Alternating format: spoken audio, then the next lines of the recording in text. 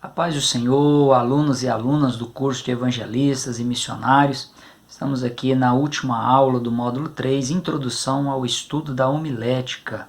Hoje nós vamos analisar a última divisão do sermão, que é a sua conclusão. Ela que deveria ser o ponto mais fácil de um sermão, mas que tem sido aí o tendão de Aquiles de muitos pregadores. Pois se a conclusão ela for mal feita, ela pode fazer perder todo o sermão, jogar tudo por terra, todo o trabalho que foi realizado na preparação e também aí na exposição do sermão.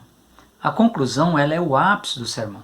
É a hora do pregador alcançar aquele objetivo que ele propôs quando ele escolheu o título, escolheu a temática e preparou também as suas divisões, os caminhos que vão percorrer o ouvinte a chegar no momento da conclusão, no momento dele se beneficiar da palavra que ele está ouvindo. Para Silva, a conclusão é o momento mais gratificante de um sermão. É o momento de fazer a síntese de todas as verdades que foi apresentada e ajudar aí o ouvinte a se beneficiar dessa palavra. Tão importante quanto a introdução e a estrutura do sermão com as suas divisões, o seu desenvolvimento, a conclusão também ela tem a mesma importância. Alguns erros aí que são cometidos com frequência nos momentos de se concluir uma ministração, uma pregação ou um sermão. O primeiro erro é quando o pregador ele deixa de ser breve na conclusão. Da mesma forma como a introdução ela deve ser breve, a conclusão também ela deve ser breve. Outro erro é quando o pregador diz que vai terminar e continua ainda falando. Acaba fazendo o ouvinte perder a paciência e passar a se preocupar aí com o relógio, se preocupar com o tempo.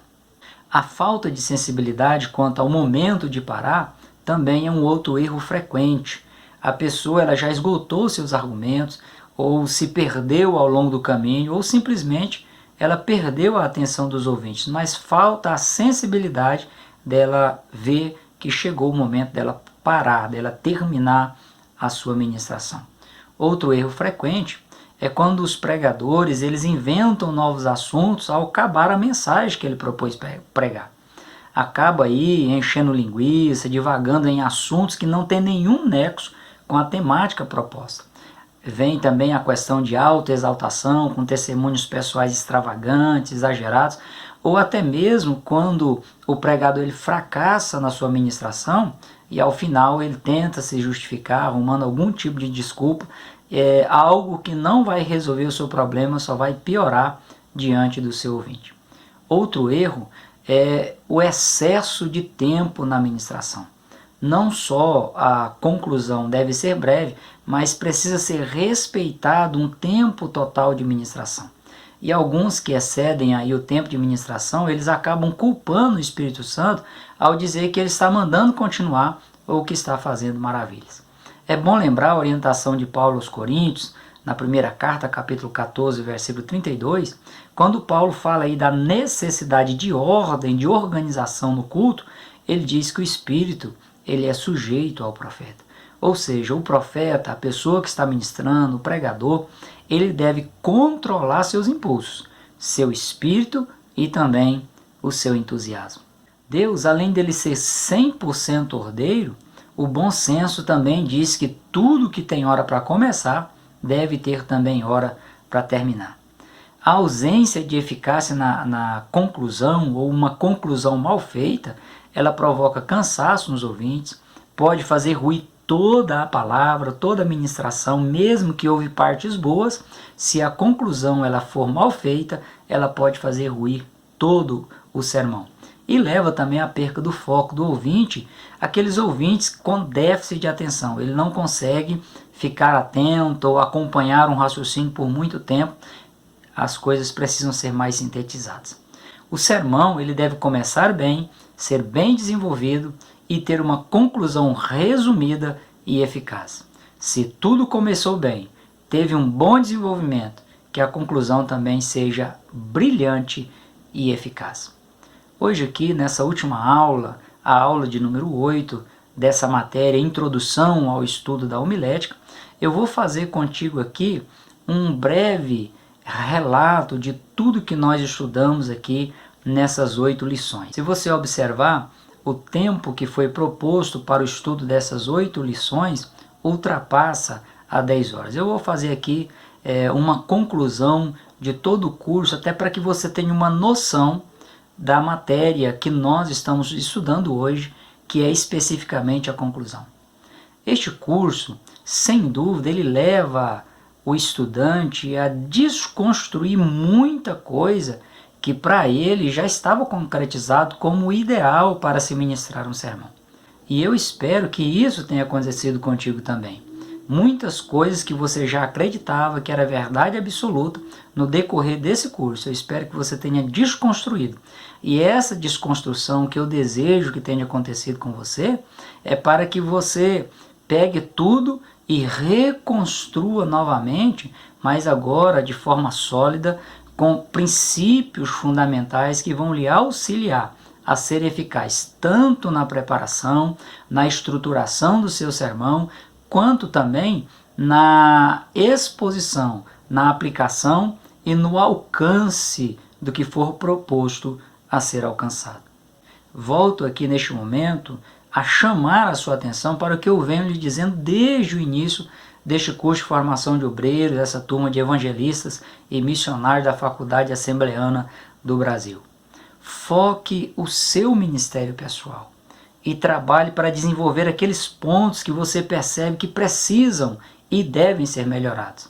Aí você deve fazer isso a partir de uma vida devocional prática e também no aprimoramento dos seus conhecimentos e da prática ministerial. Nesse mundo que nós estamos vivendo, os pronomes pessoais são utilizados ultimamente, na maioria das vezes, como forma elegante de tratar as pessoas de uma maneira pejorativa. Procure aí, no exercício do seu ministério, no exercício dos seus relacionamentos pessoais, retomar o uso dos pronomes de tratamento pessoal. Transmitir exemplo de respeito, de consideração também para com as suas lideranças e até mesmo os seus liderados, sejam eles crianças, adolescentes, jovens ou pessoas já adultas ou idosas. Por vezes, os termos Senhor, Senhora, Vossa Excelência, eles só são lembrados e utilizados quando quem os pronuncia querem aí destratar quem ouve ou a quem esses termos estão sendo dirigidos ou a quem estão se referindo. É lamentável olharmos e percebermos que até a Trindade Santa, Deus Pai, Deus Filho e Deus Espírito Santo, andam sendo chamados de você. Deixe de ser apenas um apaixonado por Jesus e sua obra ou uma apaixonada por Jesus e sua obra. A paixão, ela é um sentimento passageiro e dura, aí, segundo os estudiosos da psicologia, no máximo de 3 a 4 anos. A paixão ela promove aí um sentimento de posse e, com facilidade, leva a pessoa a odiar na mesma intensidade com que ela imagina amar. Se você analisar aí friamente o que eu estou lhe falando, verá que o melhor termo que se ajusta à paixão nas Escrituras é o amor eros, um tipo de amor hedonista, impulsivo, forte.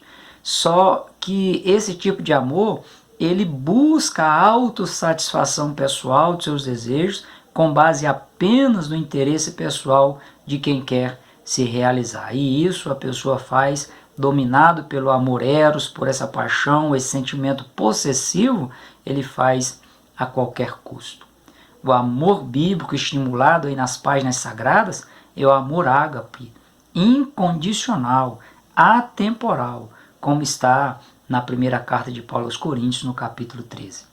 Vou sintetizar tudo aqui, o que foi dito nessas 8 aulas, e você vai ter a oportunidade de realmente perceber, de ver se foi proveitoso e necessário aprender sobre essa ferramenta tão importante que é a arte de preparar e expor sermões proferidos aí nos cultos. Na aula de número 1, foi feita uma rápida introdução ao estudo da homilética para apresentar essa ferramenta a você. Trabalhei contigo a questão da definição do termo, que é a ciência que se ocupa com a pregação cristã, e com o sermão que é proferido no culto. Homilética significa conversar com, falar com. Na aula de número 1 também, apresentei para você a origem da homilética, como ocorreu 3.000 anos antes de Cristo, na antiga Mesopotâmia.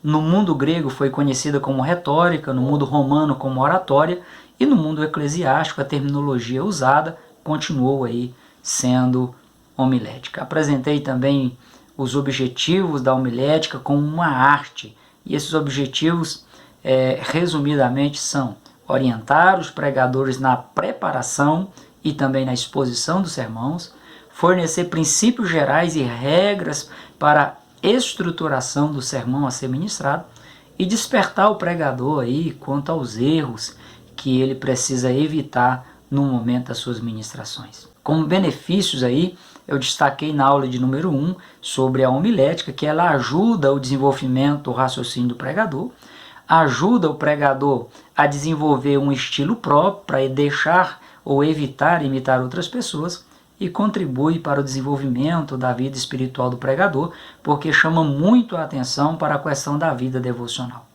Além disso, aprimora os conhecimentos gerais, aprimora as expressões corporais do pregador, como também a sua comunicação verbal e oral. A aula de número 2, o foco foi você, o pregador. Foi no momento em que foi destacado a importância da vida do pregador e a sua atuação no ministério da palavra. A necessidade de uma vida devocional prática e intensa, com oração, leitura bíblica e também o jejum. Ações que potencializam o poder de Deus na vida do pregador enquanto ele está transmitindo a palavra e que vai gerar também algo diferenciado na vida de quem está ouvindo, porque o Espírito Santo, tendo a unção na vida do pregador, essa unção vai contagiar o ouvinte, ele vai ser convencido do pecado, da justiça e do juízo. Nesse quesito, eu desafio a você a fazer ressurgir esses valores. O valor da oração, do jejum, do estudo sistemático das Escrituras. Esses valores, eles foram perdidos ou estão quase sendo destruídos, tendo em vista aí uma série de mudanças, de inovações, de visões provocadas por uma cultura ímpia fora da vontade de Deus.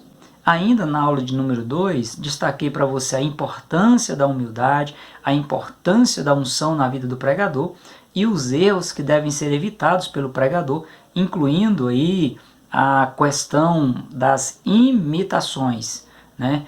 Imitação voluntária, imitação involuntária, e a pessoa precisa estar atento quanto a esses detalhes. Na aula de número 3, o foco continuou sendo o pregador, mas agora levando também, fazendo uma conexão com o milagre da pregação. Foi ressaltado que Deus deve ter supremacia na pregação. O alvo da pregação é a glória de Deus, a base é a cruz de Cristo e o dom da pregação, ou seja, o poder que vai gerar o desejo de mudança na vida da pessoa, é o poder do Espírito Santo. Foi mostrado também o duplo milagre da pregação, sendo o primeiro milagre um Deus perfeito e ilimitado usa um pecador imperfeito e limitado como seu representante. E o segundo milagre da pregação é as pessoas ouvirem e receberem a palavra de Deus por meio de um pecador. Foi esclarecido ainda que o poder das palavras ministradas deve ter como base, deve ter origem nas Escrituras. E também esclarecido sobre a necessidade de as mensagens serem cristocêntricas. Nós temos visto aí muitos pregadores que, ao invés de centralizar Cristo na mensagem, são questões pessoais que são colocadas, ou então até mesmo heresias, distorções do contexto sagrado. Finalizando a aula de número 3, foram apontados vários erros que os pregadores devem evitar e que com frequência estão sendo cometidos aí por pessoas que se utilizam das tribunas das igrejas sem nenhum tipo de mensagem bíblica consistente para ministrar a igreja. Na aula de número 3 foram apresentados 3 principais tipos de sermão, sendo que o sermão temático é o método mais utilizado e também o mais fácil de ser construído. E o pregador, o ministro, ele tem livre liberdade na escolha do tema. O sermão textual, ele inicia com um texto breve, um versículo aí de onde o título, o tema e também as argumentações e as divisões do sermão vão ser extraídos. O sermão expositivo, que é o modelo mais eficaz numa ministração evangelística, tem como base aí uma porção mais extensa das Escrituras. A partir da aula de número 5, nós iniciamos um estudo sobre a estrutura do sermão. E essa estrutura ela começou a ser detalhada aí a partir do tema, do título, texto bíblico e também a introdução. O tema e o título são duas questões distintas, mas que apontam para o assunto que o pregador escolheu para tratar na sua exposição. E leva aí em consideração as relações situacionais e as necessidades das pessoas que estarão ouvindo a ministração. O título, ele não aparece o verbo. Já o tema, é necessário o uso de um verbo para exprimir uma ação ou uma necessidade da ação. O texto bíblico, como foi expressado para você, é a síntese da passagem bíblica que dá base para o sermão, que dá fundamentação aí ao assunto exposto pela temática. Trata de uma porção bíblica curta ou mais longa, depende do tipo de sermão que a pessoa vai estar desenvolvendo. Existem N outros tipos de sermões, além desses 3 principais que nós falamos aqui, e dependendo do tipo, pode ser uma passagem mais curta ou uma passagem mais longa. Já a introdução é a parte vital do sermão, porque ela é o ponto de contato do pregador com o público que estará ouvindo, estará recebendo a sua palavra e será estimulado para tomar uma decisão com base aí no que foi colocado. A introdução ela deve ser breve, deve ser interessante, deve ser objetiva, despertar o interesse do ouvinte e conquistar a sua boa vontade para ouvir a ministração. Uma boa introdução ela deve ter no máximo aí 5 minutos. Na aula de número 6 foi dado sequência a detalhes importantes quanto aí essa estrutura do sermão, esse caminho que será percorrido para levar o ouvinte a um objetivo final. O desenvolvimento do sermão, que é a organização do sermão com uma estrutura distinta e precisa, que vai conduzir o pregador e o ouvinte na exposição e na absorção do tema.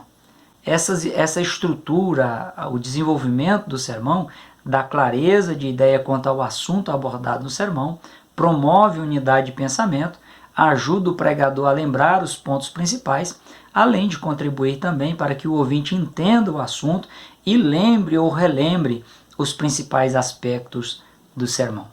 A aula de número 7 foi o momento de finalizar os detalhes da estrutura, do desenvolvimento do sermão, das divisões do sermão. Na aula de número 7 foi mostrado aí a questão da aplicação do sermão, que é algo tão importante quanto a estrutura, quanto as divisões do sermão. A aplicação ela deve ser coerente, deve aguçar a imaginação do ouvinte, ser objetiva, ter uma linguagem aí atual, realista e também uma linguagem prática. A aplicação ela é o meio que o pregador vai utilizar para cumprir ou alcançar o objetivo do sermão. E ela pode ser feita de maneira direta ou de maneira indireta. A aplicação direta ela especifica ao ouvinte o que ele deve fazer, a decisão que ele deve tomar de maneira direta. E aí pode ser por elucidação. A elucidação é a melhor forma de aplicação, pois ela torna aí a mensagem mais compreensiva, esclarece e também ela informa o ouvinte. A elucidação ela é feita por meio da resposta a uma pergunta feita pelo ouvinte, ou seja, o ouvinte pergunta e o pregador ele responde aquela pergunta, ele esclarece, ele informa, ele torna aquela mensagem compreensiva a partir da pergunta que o ouvinte fez. A segunda maneira direta de fazer uma aplicação é por interrogação. Nesse caso, quem faz a pergunta é o ministro e a resposta deve ser dada por quem está aí ouvindo a mensagem. O ministro, ele através do uso de perguntas, ele interage com o público e especifica aí o que deve ser feita, essa especificação de maneira direta. O segundo tipo de fazer aplicação é a indireta. O ministrante ele apenas vai sugerir o que deve ser feito. O ouvinte é que vai tomar a decisão com base aí nas escolhas que lhe foram apresentadas. A primeira forma de fazer aplicação indireta é por ilustração, ou seja, por meio de um exemplo concreto que vai servir ao ouvinte como um ponto de referência bíblico que foi contextualizado e também trazido para a época do ouvinte, feito aí a sua contemporização. O segundo tipo de aplicação indireta é por múltipla escolha. O pregador ele dá algumas opções ao ouvinte e o ouvinte, com base nas opções que lhe foram apresentadas, ele escolhe uma delas. Outra forma de aplicação indireta é por meio de um sermão narrativo.